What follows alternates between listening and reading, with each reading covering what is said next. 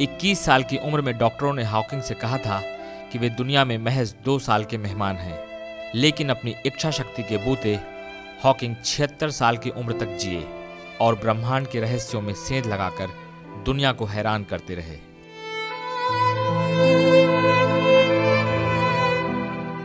ब्रह्मांड की तरह हॉकिंग खुद भी एक रहस्यमयी शख्सियत थे।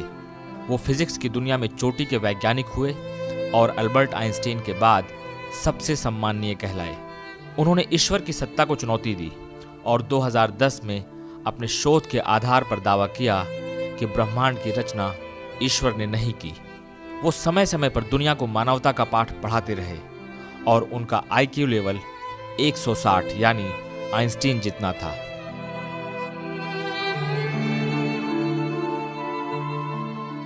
हॉकिंग 40 साल से व्हीलचेयर पर थे और उनके शरीर की सभी मांसपेशियों ने 5 साल पहले से काम करना बंद कर दिया था। वो सिर्फ अपने गाल की मांसपेशी के जरिए और चश्मे पर लगे सेंसर को कंप्यूटर से जोड़कर बातचीत कर पाते थे।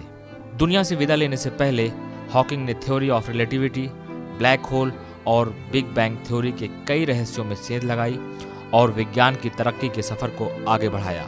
स्टीफन हॉकिंग को 1963 में पता चला कि वो एक ऐसी लाइलाज बीमारी मोटर न्यूरॉन से पीड़ित हैं जिसमें शरीर के अंग धीरे धीरे काम करना बंद कर देते हैं। लेकिन हॉकिंग ने इस बीमारी को ही अपना हथियार बना लिया। BBC संवाददाता टिम मफेट को दिए एक इंटरव्यू में उन्होंने कहा था, मैं यह स्वीकार करता हूं कि मैं अपनी बीमारी के कारण ही एक उम्दा वैज्ञानिक बन पाया। मेरी अक्षमताओं की वजह से ही मुझे ब्रह्मांड पर किए गए मेरे शोध के बारे में सोचने का समय मिला।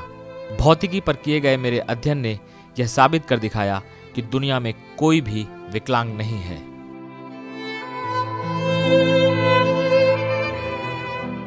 हॉकिंग मौत से नहीं डरते थे और जिंदगी को बेशकीमती मानते थे।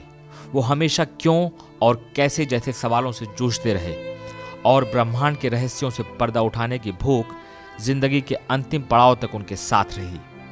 एक बार उन्होंने कहा था, पिछले 49 सालों से मैं मरने का अनुमान लगा रहा हूं। मैं मौत से डरता नहीं हूं। मुझे मरने की कोई जल्दी नहीं है। उससे पहले मुझे बहुत सारे काम करने हैं। यकीनन हॉकिंग अपने शोधों से बार बार दुनिया को हैरान करते रहे। उनके पास तमाम मानद डिग्रियां और उपलब्धियां थीं। उन्हें अमेरिका के सर्वोच्च नागरिक सम्मान से नवाजा गया। 1988 में लिखी गई उनकी किताब a brief history of time विज्ञान के क्षेत्र की चुनिंदा किताबों में से है, जिसकी 1 करोड़ से ज्यादा प्रतियां छपने के कुछ ही साल बाद बिक गई थीं। हॉकिंग ने अंतिम सांस ब्रिटेन में ली। वो ऑक्सफोर्ड में 1942 में पैदा हुए।